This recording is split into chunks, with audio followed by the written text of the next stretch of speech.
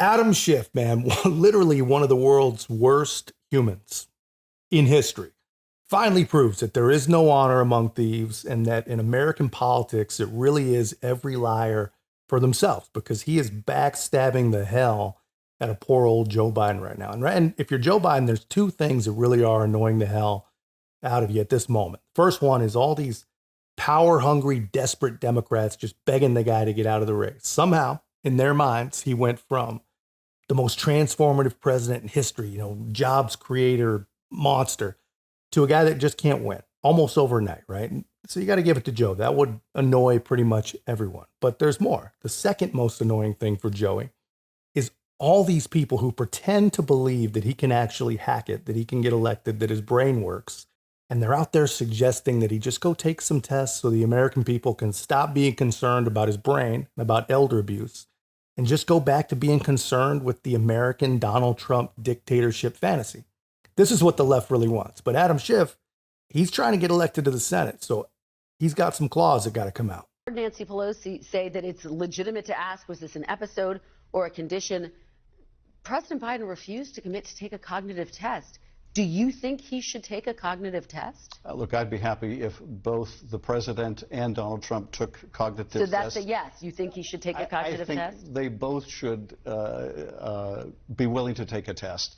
I think, frankly, a test would show Donald Trump has serious illness of one kind or another. It's a nice hedge. It's lazy, but it's a nice hedge. He says he's sure that if Donald Trump is tested, it'll show he's got some kind of illness of one kind or another. Yeah, sure, bro. Whatever, dude. Will it show a working brain? Because that's the only question that people have right now. And I think it's reasonable to only hire people with actual working brains. But I'll keep going, guys. But if you appreciate this content, hit the like button and subscribe. It really does go a long way to helping us grow.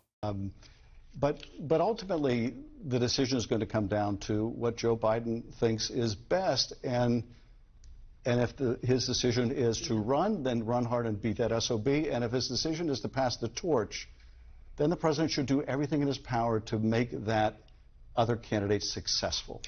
Again, isn't it amazing, man? These people have gone basically overnight from this fantasy that Joe Biden was the most successful, most transformative, most amazing president in history to maybe he should just pass the torch. I mean, of course, Joe Biden this morning, he put out a letter to these congressional Democrats that said, he basically said, look, I let you talk about this garbage for a week.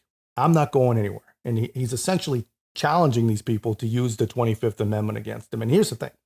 Maybe they will. They're going to do something. But my gut tells me that they're just going to try the old tired Democrat tricks. They're just going to have a daily drip of leak after leak. And they're going to try to embarrass Joe Biden. They're going to try to destroy the guy.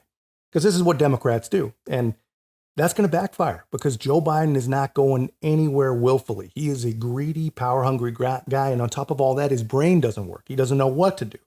And he literally needs the power to get his family over the finish line. Let me ask you about next steps, because obviously there are going to be meetings on Capitol Hill. Leader Jeffries, Mark Warner, concerned about down ballot races. Are Democrats in trouble with Joe Biden at the top of the ticket?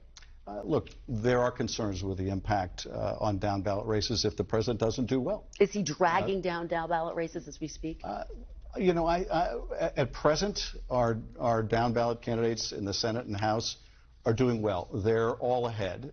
They are running well ahead of the president. But you can only run so far ahead of the president. And so obviously Joe Biden is going to need to consider for his own sake and his own legacy, can he beat Donald Trump? He's the best to beat Donald Trump. But also the profound impact this decision, maybe the most important of his presidency, will have on the House, on the Senate, on the future of the country. Joe Biden's legacy is not going to come down to whether or not he beats Donald Trump. Joe Biden's legacy is already set. He's the first straight white Catholic president to be raised by Puerto Ricans, attend an all-black college, finish at the top of his class in law school. Work as a long-haul trucker, march at Selma.